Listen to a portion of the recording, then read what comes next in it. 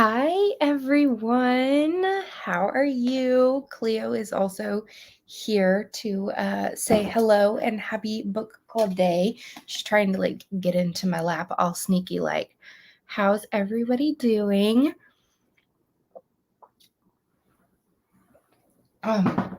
Sorry if I sound hoarse or tired.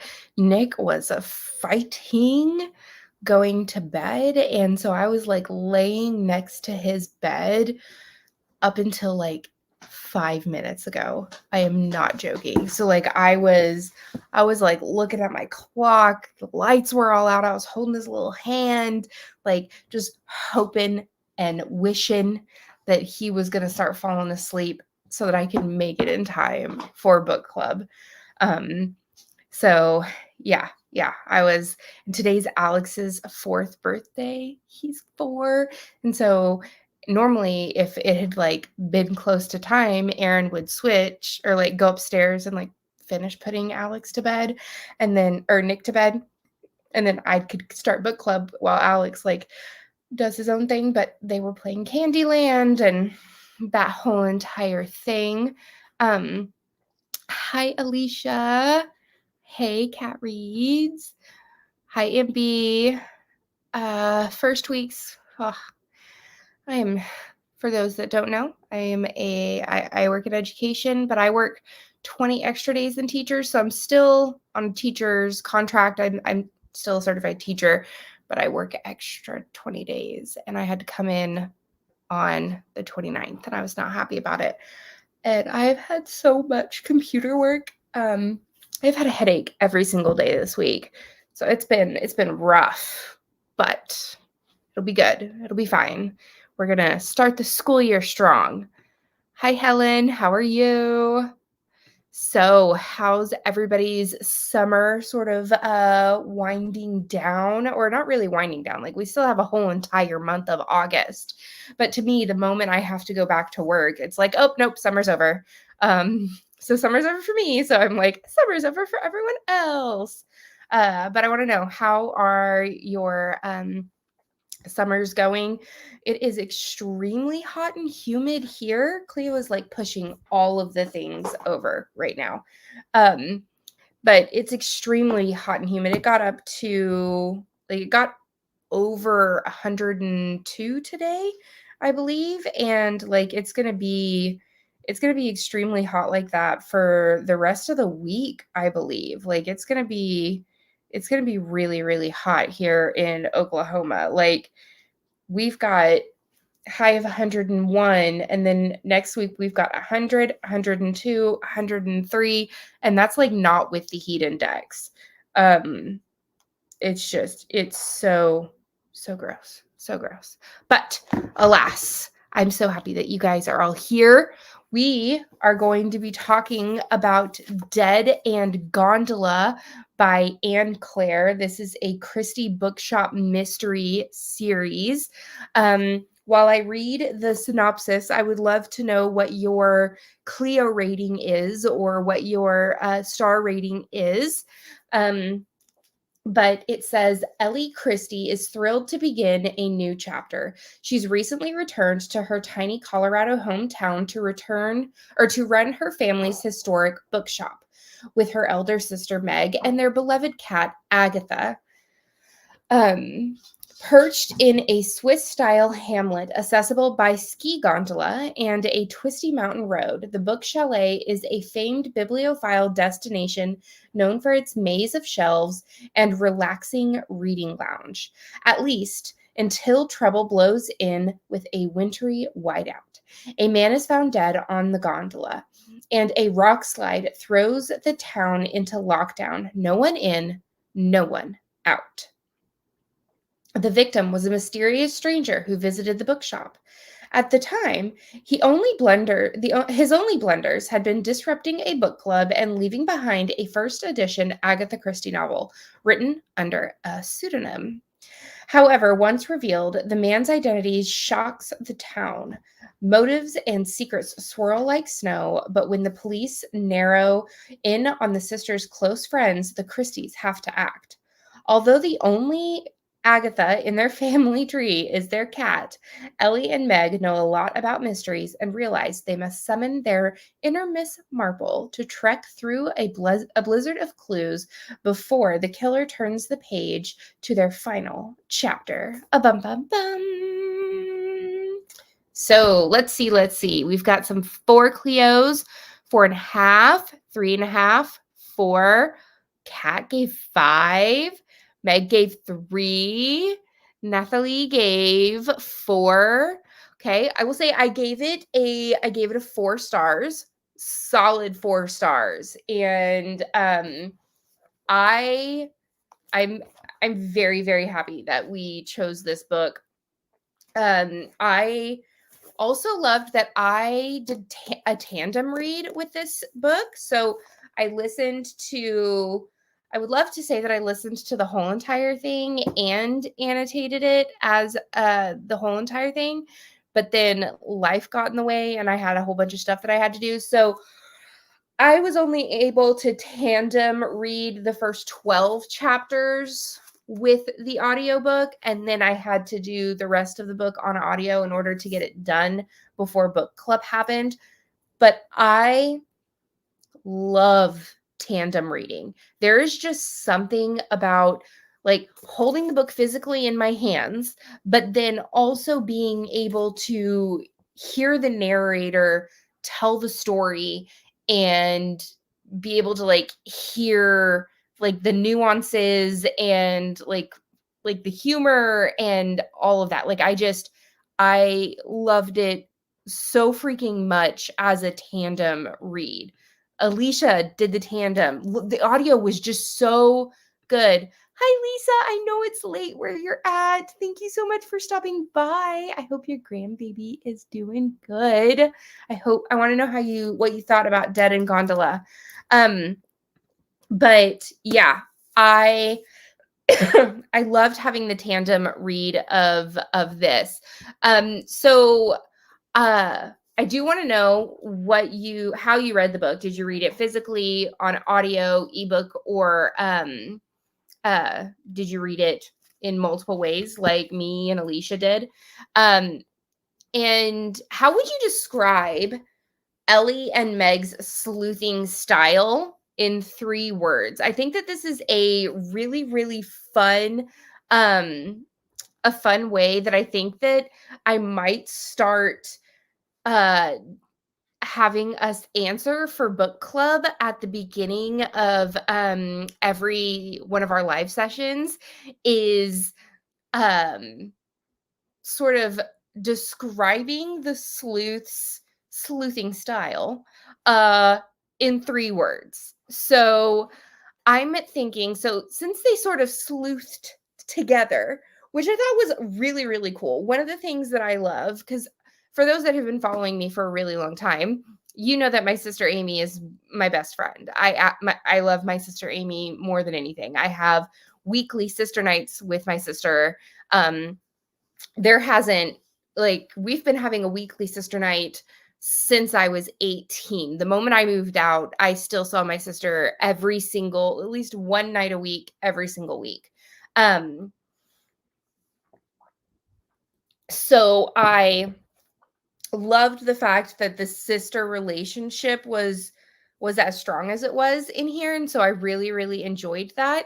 So I loved that they had that sister bond. I don't know if I know that's probably 2 words, but like I loved the sister bond. I loved the support, and I loved the humor of them.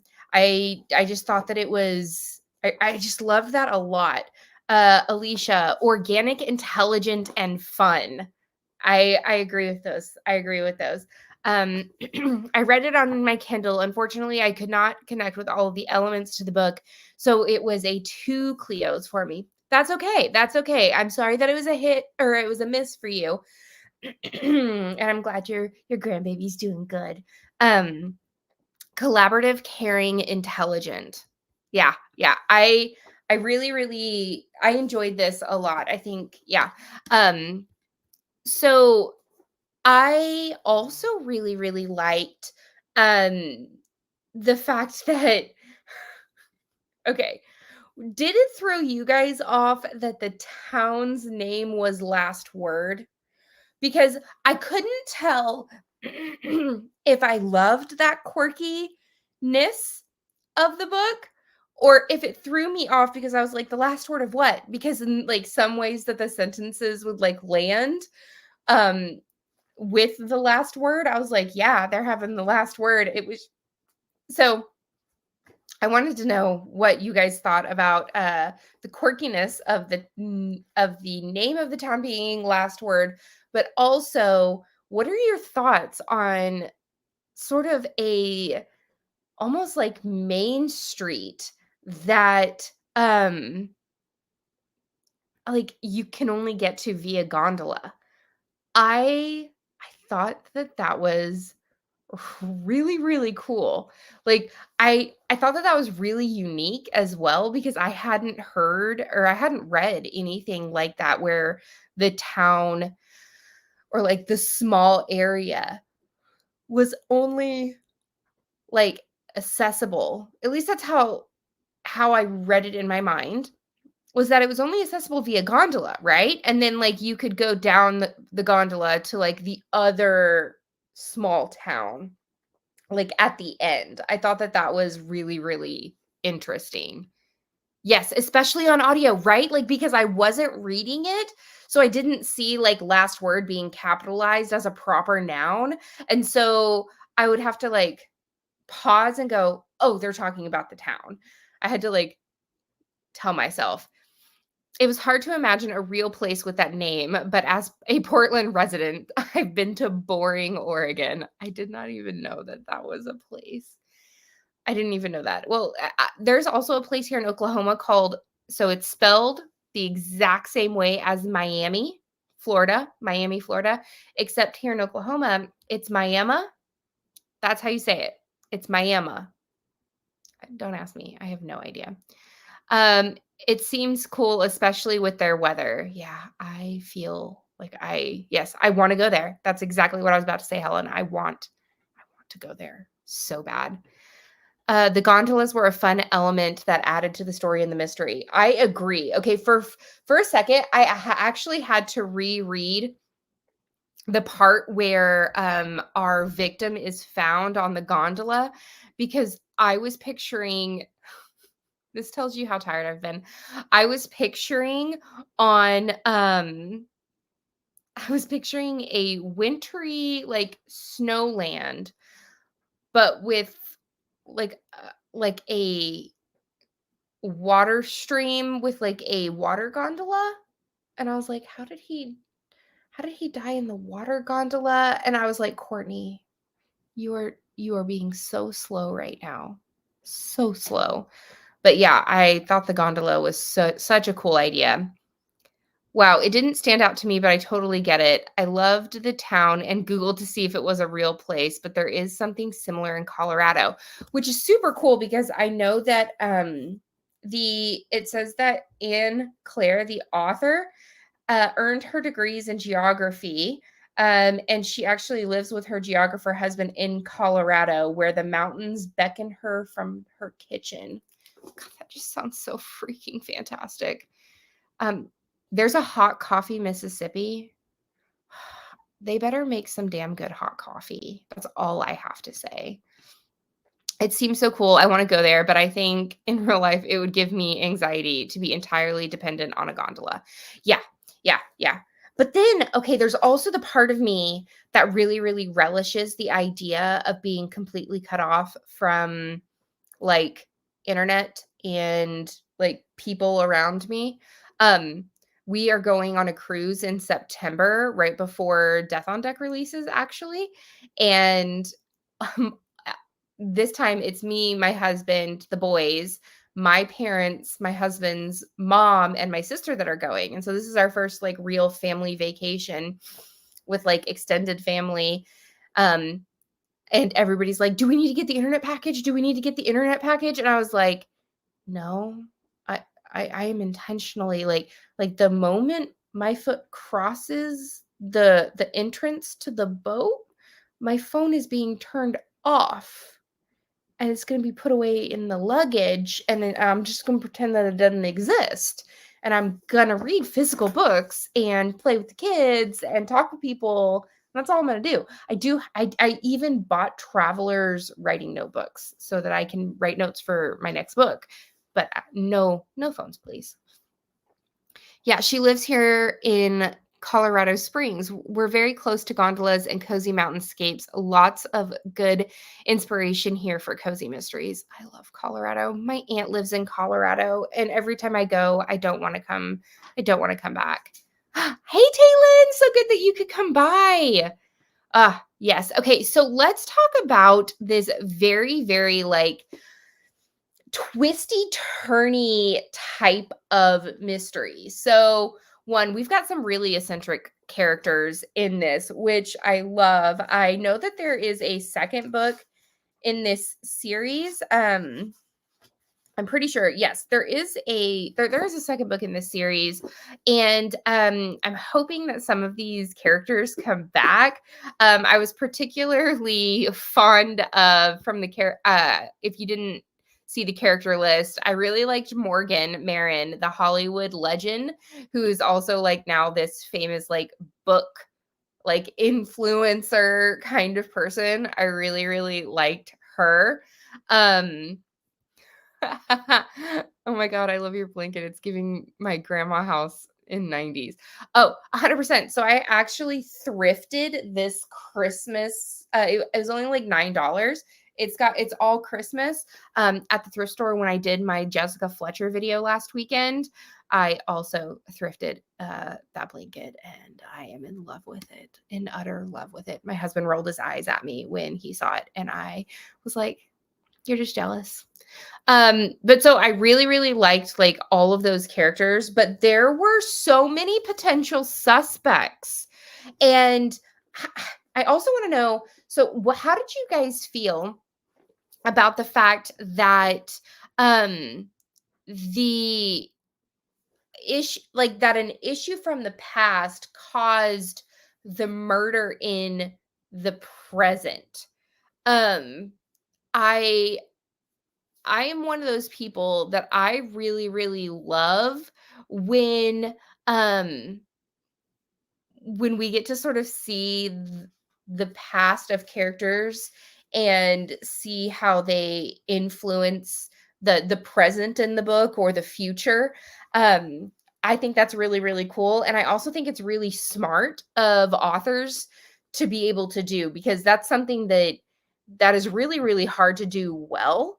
um and so uh excuse me, man, my one of the things in Dead and Gondola is we have, I think it was I feel like it was like maybe 5 or 10, no, it was at least 10 years before, 10 or 15 years before, um when Ellie is still in college. I think that, yeah, she's still in college.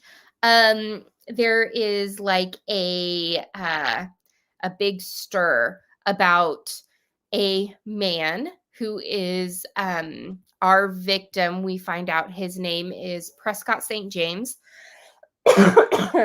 He has sort of swindled a lot of local people out of their money, their retirements, their savings, uh, told them that he was able to invest their money into a business that just didn't do well, and he lost all of that money. Um, and that included a teacher who gave all of his retirement, and unfortunately, he took his life. And that was one of the biggest things that came out of that. And um, our victim was actually found guilty of all of those things. And so he was sort of taken to the cleaners, and he also served some prison time before he was let go on house arrest. His wife left him. Um, and even his partner, who we find out is Rusty Zeller, the the like runner of the gondola, a gondolier, if you will. Um, and so it was a big, huge hubbub, like 10 or 15 years prior. Everybody, when Ellie comes back to town to help run the bookshop with her sister after her parents have sort of decided to retire, she is ready to start anew, and everybody has sort of, you know, moved on with their lives. They have a new shopkeeper. We've got Miss Ridge. We've got a book club going on, and this man happens to just stumble upon into the bookshop, and he is looking for Cece, and he leaves his bag there with a very expensive Agatha Christie. He later is found dead on a gondola, and they're trying to figure out what happened. And it was just very much like I was shocked that we did not find out who uh who our victim, like who our victim's name was, until I think it was, oh my goodness, I think it was like, it was a while, over 100 pages. We didn't figure out what his name was, because I was going back through this on my lunch break today, and I was trying to find where I could find his name, because even I had to have found his name. But yeah, it wasn't until well over 100 pages until we found out Prescott's name. So what, I know that was like a tangent of everywhere. What were your guys' thoughts on the fact that that sort of money stealing that Prescott St. James did 15 years before is what got him killed presently in our book? There were so many people in the book that could have done it. We have at one point there was Simon Trent, who was Morgan's brother. I at one point I thought it was him. And at one point, I even thought it was Morgan Marin, the Hollywood legend, because Simon had taken some of her money into some of Prescott's schemes and lost it. And so I thought that maybe she was salty and decided to kill Prescott when she saw him. And then I thought maybe Simon killed him because Morgan had actually cut Simon off after he had lost all of her money. Then I thought, okay, maybe it's not them. Maybe it's Renee Claude, which is Morgan's assistant. For a second there, I really did think it was Renee Claude.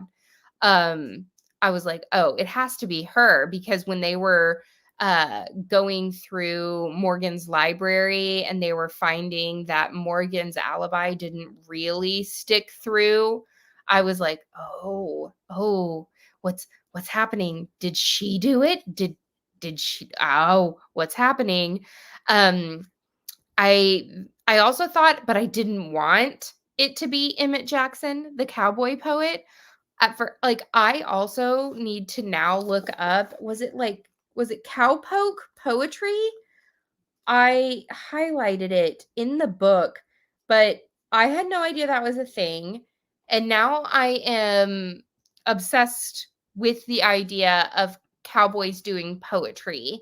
And I love it so much. I was okay with it because we got to know a lot of the characters and their backstories. I like when emotions fester over time and then come up years later. It makes things more complicated and well layered, like real life. Exactly. I have to be honest, there were too many characters and suspects for me. I felt lost during parts of the book. I can see that, Lisa. I went through so many suspects and didn't have a clue. I did not have a clue either. I thought the killer was everyone except who it actually was. Me too, Kat. Oh my God, yes. The Ponzi scheme MacGuffin leading to a murder reminded me a little of beaches, bungalows, and burglaries. Yes, I agree. Yes. Same. Thought so many people for so many reasons. I agree. One, that means that Anne did a really good job of making a whole lot of people hate Prescott. Like, I mean, that was really, really well done.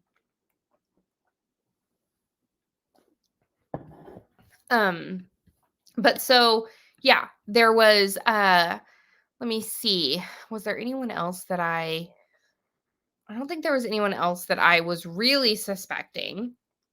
But you want to know who I didn't suspect? Who I was really, really like salty ended up being the killer? Freaking Sydney, Rusty Zeller's son. Oh, I did suspect Rusty Zeller for a little bit because he was a partner with Prescott St. James, and Prescott was like an uncle to to Sydney, and it turns out that Sydney's dad, Rusty, used to have a lot of money. And so he was used to having a lot of money. And then when his dad lost it all, he sort of lost his status with among his friends and in college and everything like that, and sort of had to scrape the bottom of the barrel ever since. And he wasn't happy with that. And so when he saw Prescott St. James, he decided to take his vengeance out and get revenge.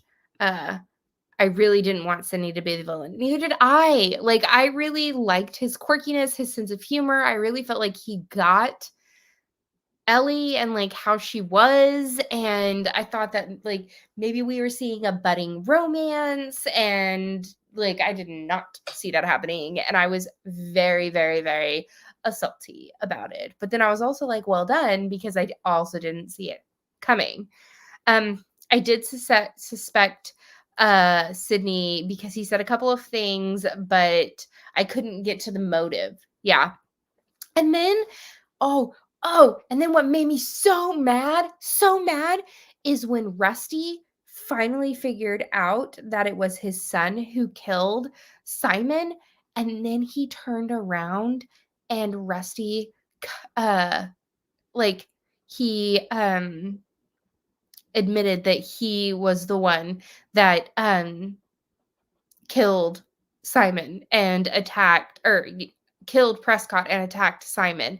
And I was just like, no, because he was just so sweet. And like, and then the biggest thing that I did not see coming, did anybody else see coming that Mrs. Ridge was Cece, Prescott's husband? I did not see that coming. I thought that maybe she was the murderer at one point, and I also thought that maybe she was a second murder victim and that they just hadn't found her body yet, but I did not expect that Miss Catherine Ridge, was Cece Prescott's ex-wife. I did not see that. I did not.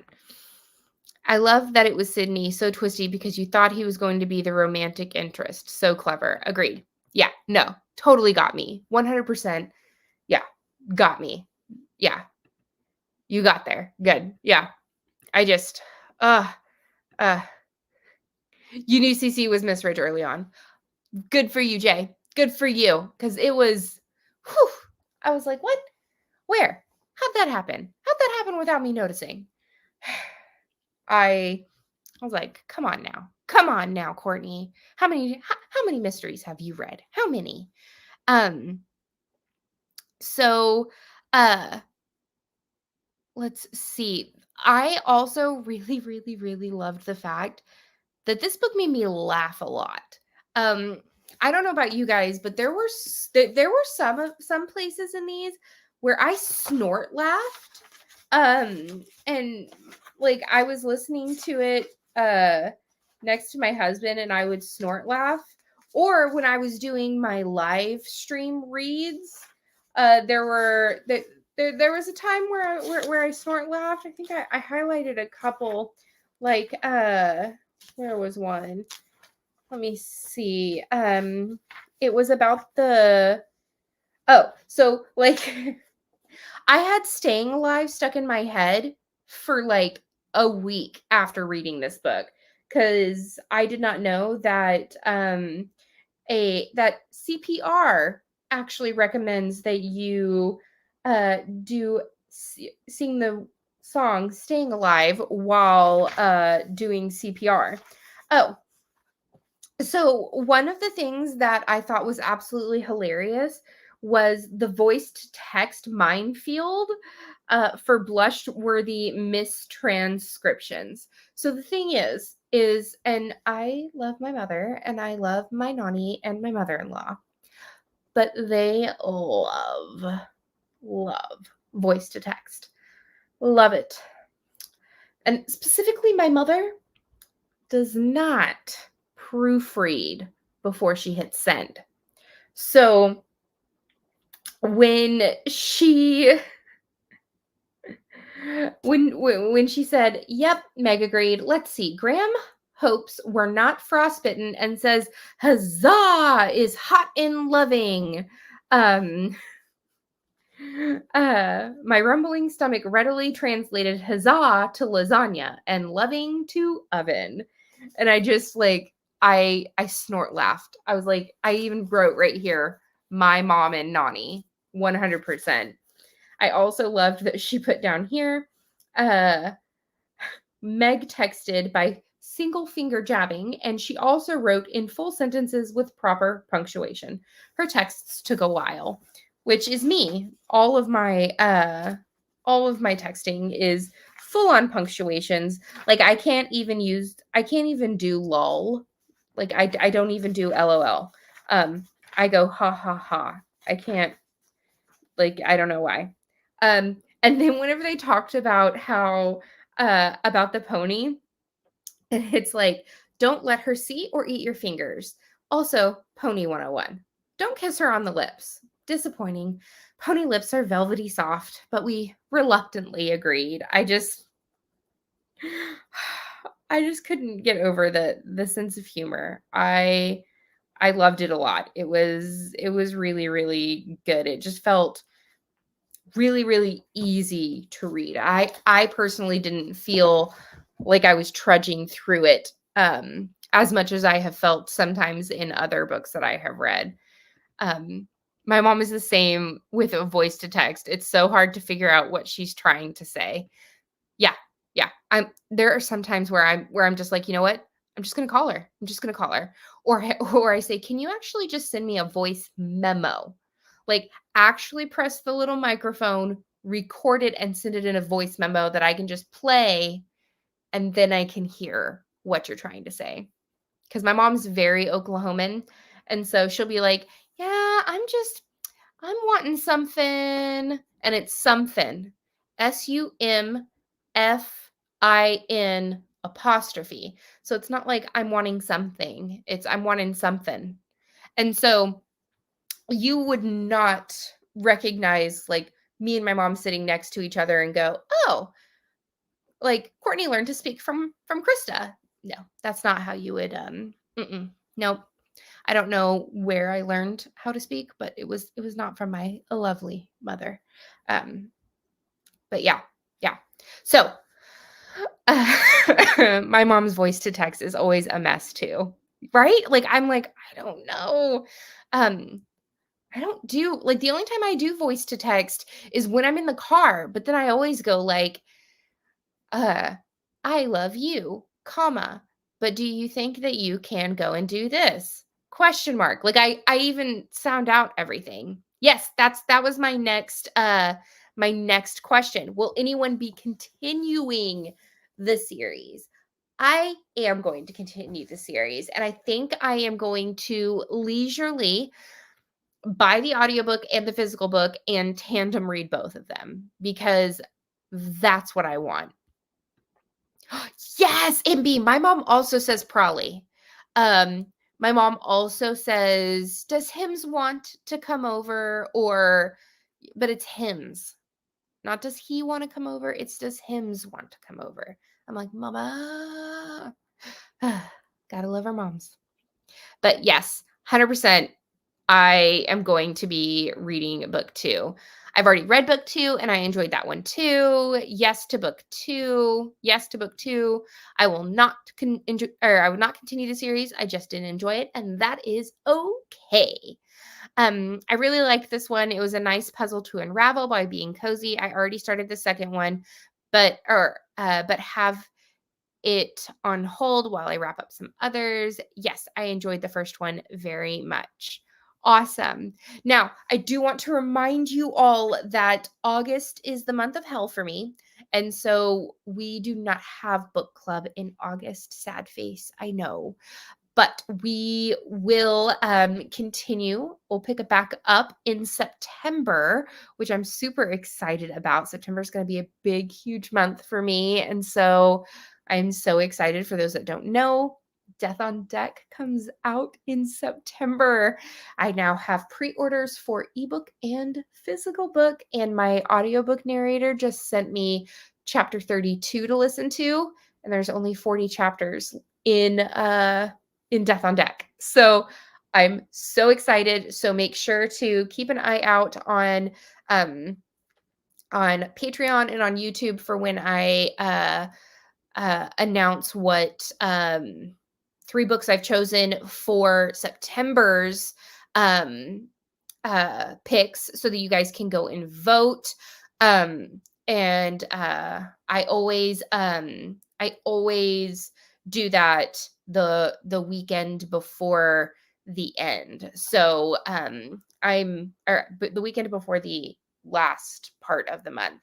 So you guys should see that coming out towards the end of August, where you guys can go vote and figure out what we are going to read for September. Enjoy your August. Oh, you already pre-ordered it. Thank you. Yes, I'm so I know. I'm supposed to I keep looking at my mailbox because I made business cards and bookmarks, and they're supposed to be coming in soon. Whew. Thank you. Yes. Congratulations. So happy for you. Thank you so much. Ah, yes, she is amazing. Yes, she is amazing. I absolutely love her as my narrator. She's just so darn good. But I just want to say thank you so much for coming and hanging out with me tonight. I will chat with you guys on Instagram and in the comments of my videos. Always reach out if you want to talk and chat. I'm always down to do that. You can always help me actively avoid work and any of the boring things that I do not want to be doing. So, yeah. I hope that I just ordered. Thank you. Oh, Helen, thank you. You're gonna make me blush. Thank you guys so much. You guys are amazing. But I love you all so much, and I hope that you have an amazing night. Bye, guys.